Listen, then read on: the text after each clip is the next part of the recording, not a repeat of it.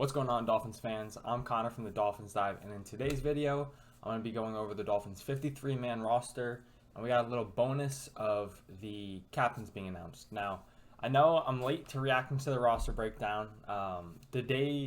Both days in which I could have made the video, I had work and just other things going on, so I wasn't able to do it, but today's the day, and we got a little lucky because now we can react to the captains, and there's some other news as well that we can break down within this video, so appreciate you guys for watching, and I'm going to dive right into it. So we're going to start with the quarterbacks. Dolphins, not surprisingly, decided to keep three: Tagovailoa, Teddy Bridgewater, Skylar Thompson. Keeping three quarterbacks is not the most common thing. It takes a position away from other spots, especially when you consider that only one quarterback needs to play. But Skylar Thompson played out of his mind. The only thing you might have been able to see here is maybe they traded Teddy B, but I have no issue with them keeping three quarterbacks. I think it's smart. All three guys are very capable playing. So, and Skylar Thompson is a developmental guy, 7th-round guy, and played out of his mind in the preseason. So, I wouldn't say there was a surprise there. Running backs: Raheem Mostert, Chase Edmonds, Myles Gaskin, Savon Ahmed, and Alec Ingold. Now, there are some surprises here. We decided to cut Sony Michel, which he didn't perform well per se in practices in the preseason, but a lot of these guys have similar builds and skill sets in terms of, like, Mostert's an outlier. Well, actually, no, Mostert isn't an outlier in this backfield because, yes, Mostert's a burner, but so is Ahmed. Edmonds, a solid pass-catching back, can run the system very well, and similar to, like, Gaskin, they're all pretty undersized backs. Sony was varied because he would bring power and he would be able to be like a short yardage guy, which we don't technically have. Which, to be fair, all running backs, just because you're bigger doesn't mean you can't, or smaller doesn't mean you can't fight for extra contact. That was the only little surprise, though. I'm happy with those guys making the roster. Myles Gaskin has been here the entire time from 2019, and we've seen his development. Obviously, last year was a down year for him, but anyone running behind that offensive line would have had a down year. And I've been shouting Ahmed's name from the rooftops since McDaniel's been here because Ahmed was originally with the 49ers prior to coming to Miami. He fits the scheme well, and he's got elite speed and burst, so he should fit right in. And as you guys know, the 49ers have gone through backs. The way they run the ball, you need to be able to have capable running backs. So keeping four is no issue. Maybe surprised that Sony didn't make the team as a short yardage guy, but I like all four of those backs. I think they're all very capable, and if they had to start, I wouldn't be too worried. A fullback, obviously, Alec Ingold, he's a stud. I don't think people fully understand the value he's going to bring to this team until we actually see him in pads, 3rd and 2, but even on first down, like, no team in the NFL ran more 21 personnel, which is 2 backs, 1 tight end, than the 49ers last year because they had Juszczyk. So Alec Ingold, I'm not saying he's Juszczyk, but he's one of the best fullbacks in the league. So something to watch. Receivers, once again, some surprises. Tyreek Hill, Jalen Waddle, Cedric Wilson, Eric Ezukama, Trent Sherfield. I was confident all of those guys were making the team. However, I did think they would have kept a 6th between River Craycraft and Lynn Bowden. But Craycraft signed to the practice squad, which is good news. And then, unfortunately, Lynn Bowden just got scooped up by the Patriots, which is the other news that I had for this video. And it's a big bummer. We all love Lynn Bowden. He's very dynamic with the ball in his hands. I really think they thought they were going to keep a 6th tight end. They didn't, however. Or 6th receiver, rather.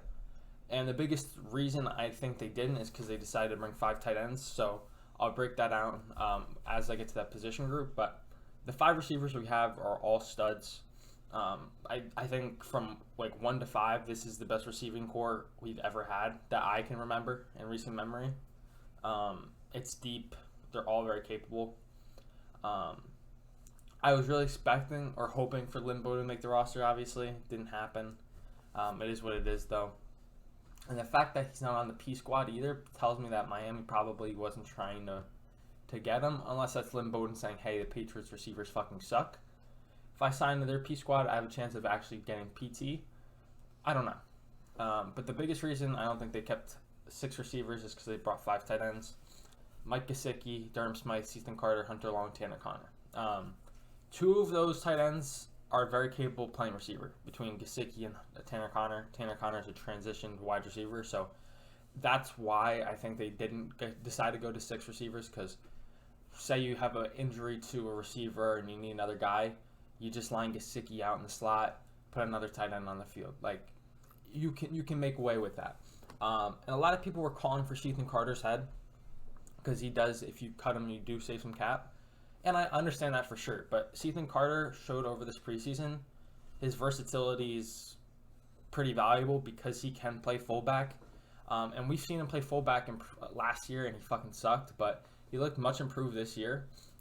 So when you consider fullback, tight end versatility, plus he plays special teams, you can see why they would keep him. The biggest surprise was honestly Tanner Connor. But I got that weird feeling once he sat out the last preseason game, and I understood he was hurt, but I was like, if he's sitting out the last preseason game hurt, like, there's no way, like, he might be safe, because otherwise he might, like, if you're an undrafted guy and you don't feel secure about your spot, like, you would do everything in your possibility to play. And I'm not saying who knows his injury, so maybe he's literally physically couldn't, but the fact that he wasn't playing, like, maybe he's making the team. And he flashed a lot, especially for the tight end position receiving, so sorry for that. Yeah, so that was the biggest surprise. I wasn't really expecting him to make the team, but he did. On to O-line. No surprises, per se, in terms of people making the team, but just surprised on how little people made it. Michael Dieter, Robert Jones, Robert Hunt, Austin Jackson, Connor Williams, Tron Armstead, Liam Eichenberg, and Greg Little. So, once again, is this the best O-line we've had since probably like 2016? Was that the Brandon Albert, Laramie Tunsil, Pouncey, Juwan James? I don't know who played right guard, but I would say probably. And this scheme absolutely benefits the offensive line, so it's not, you can't compare them apple to apples, but definitely a solid unit. Would have liked to see Big Solomon Kinley make the squad.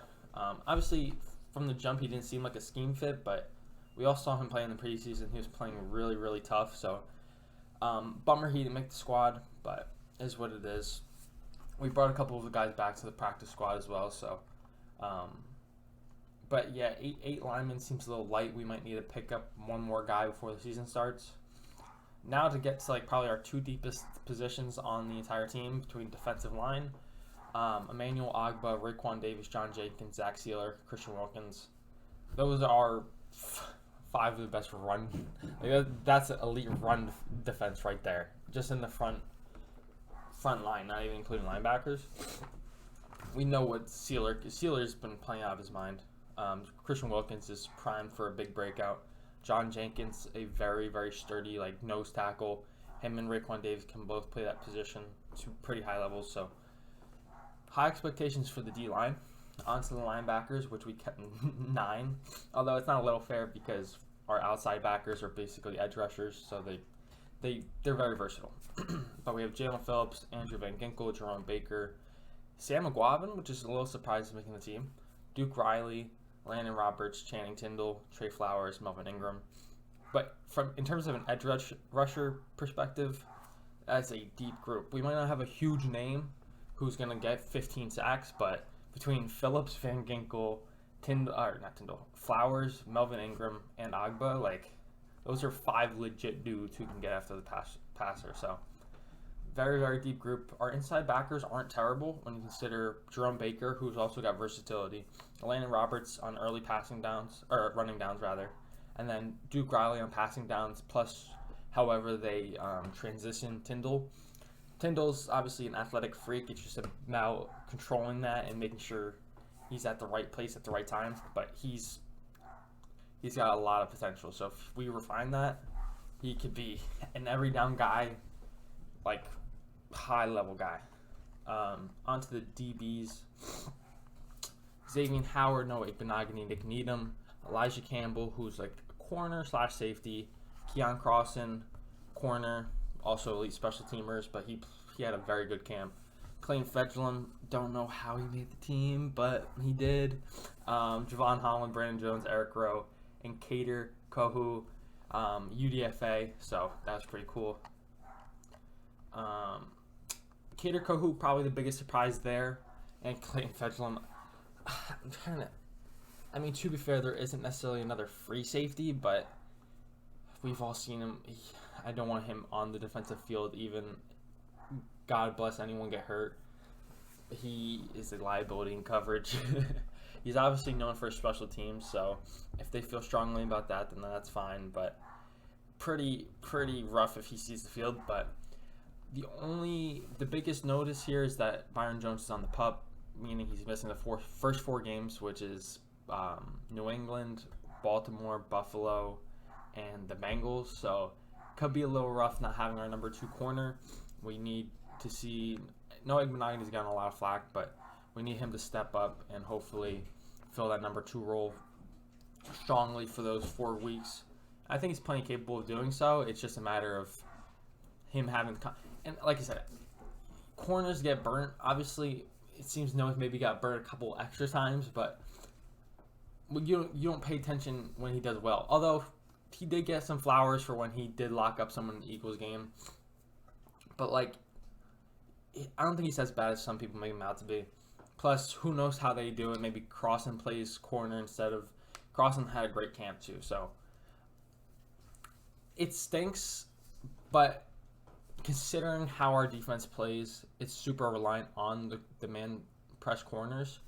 But I think as long as X and Needham are healthy, which is our question marks, as long as they're healthy, I think we'll be all right. But those first 4 games are tough regardless, if we have Byron or not. So, honestly, like I'd be happy if we go 2-2, genuinely. Obviously, anything better is amazing. Just try not to start 1-3. And even if we start 1-3, the season's not over, like genuinely. But yeah, our DBs are very good as well, especially safeties. Not having Byron's a little bit of a worry, but I think this is the best roster we've ever had. As far as I can remember as a Dolphins fan, I really started paying attention to heavy in like 2014, 2015-ish. So obviously I don't have the deep repertoire of knowledge, but in recent memory, this is the best roster I've seen. Obviously I have faint memory of like the 2006, 7, 8 roster when you had like Jason Taylor, Zach Thomas, Ricky Williams. That's probably better. I don't know. Like I said, I was probably fucking 4.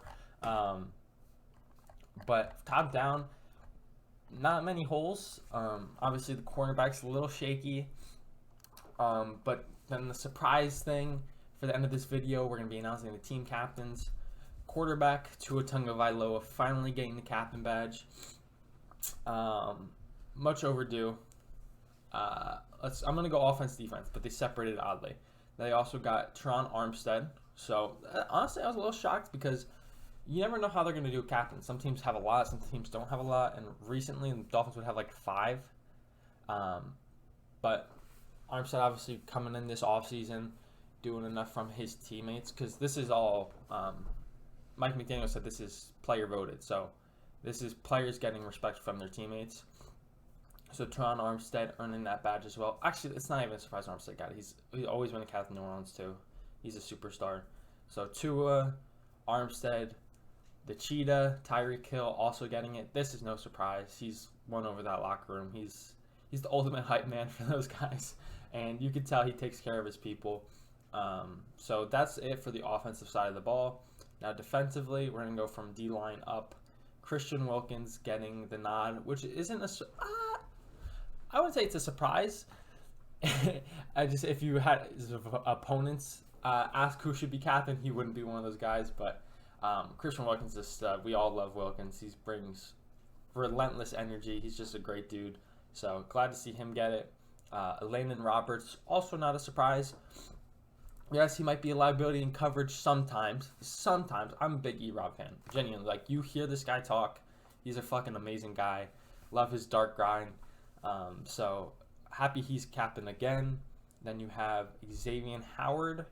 Also not necessarily surprised. Quiet. I feel like more of a quiet, like, watch how I do it type of guy.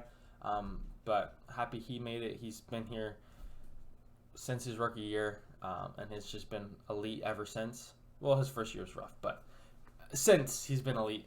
And then I wasn't necessarily expecting his name, but he's been fucking amazing all of camp. We're expecting him to potentially take an all-pro type leap in Javon Holland getting the captaincy. Once again, that's pretty cool. I'm not sure if I think anyone got snubbed. I'm not necessarily thinking correctly, but people were like, compare these captains to last year, and it's night and day. Last year was like Jesse Dave. It was awful. But happy with these guys getting the captaincy. This is the year, boys. Like, let's ride. I'm expecting playoffs and hopefully a playoff win as well.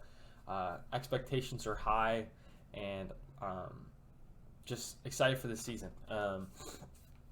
If you're still watching, I genuinely appreciate the shit out of you. It means a lot to me.